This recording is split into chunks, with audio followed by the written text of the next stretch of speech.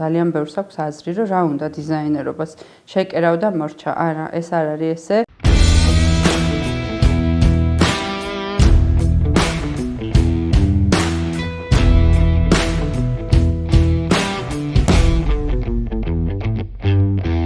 ჩემს გარშემოყოფებს უთქვამთ, რომ რაღაცნაირად ათვალიერებ ადამიანებს და ცოტა უხერხულია და მე ვიცი რატოც ხდება ეს. სულ მაქვს განცდა, რომ აი რაღაცა უნდა ამას რო ხა ესე ჩაეცვა, ხო სხვანაირი იქნებოდა და ანუ ჩემ თავთან მაქვს მიხდით აი ხედავ რომ არასწორად აცვია. ამ პირიქით რომ რა სწორად აცვია და როგორ მომწონს და რა კარგია რომ ესმის, რომ თავისი ანუ ყველა ადამიანს აქვს საშუალება თავისთავად გამოიყვანოს კარგი კუთხით, რაც არ უნდა ნაკლი ქონდეს.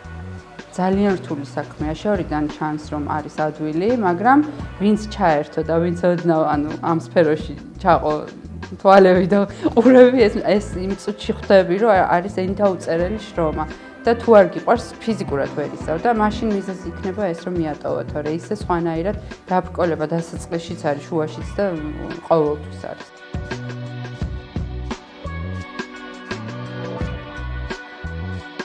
პროდუქტს ქმნი, უნდა იფიქრო ძალიან ბევრ რამეზე, ქსოვილზე, უნდა იყოს ტრენდული, უნდა იყოს ანუ მოსახმარად კომფორტული, ყველაფერი საფიქრელი გაქვს, გაყიდვადი, თან ახალი.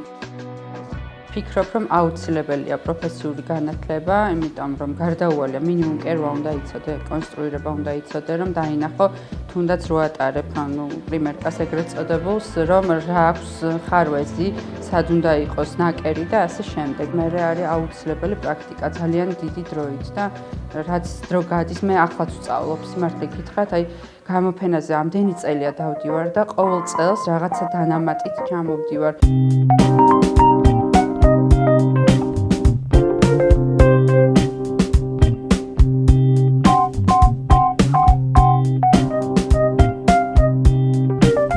კერავების შოვნა არის ძალიან რთული და აი როგორც ჩვენ გინდა რა ასე ვთქვათ და ამ კუთხით ძალიან ხშირად მომიყვანია დამწყებები და ვასწავლი. ყველაზე მთავარი არის რომ იყო ის რაც ხარ და პირიქით ინიციატივა უნდა გამოიჩინო მაქსიმალურად უნდა ჩაერთო პირველივე დღიდანვე რა გაინტერესებს თქვა და მე კი მესმის ხა ეს სათქმელად არის ადვილი, მაგრამ ანუ არ ჯობს რომ ისე მოხვიდე თავისუფლად როგორიც ხარ.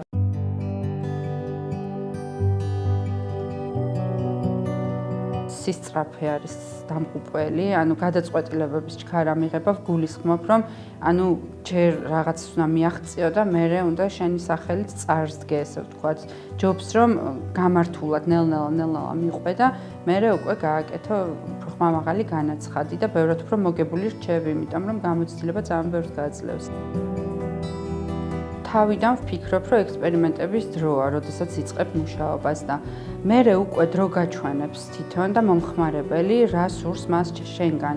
და ანუ აქედან მოდის ეს ხაზი. ყოფილვარ ბევრჯერ ქსოვილებზე წასული და ვთქვათ 3 თვის მერე ჩავედი და ის ქსოვილი რაც 3 თვის წინ მომეწონა დევს გადაადგილებული და ის მხდება მაინც და მაინც თვალში. ანუ ის არის ჩემი.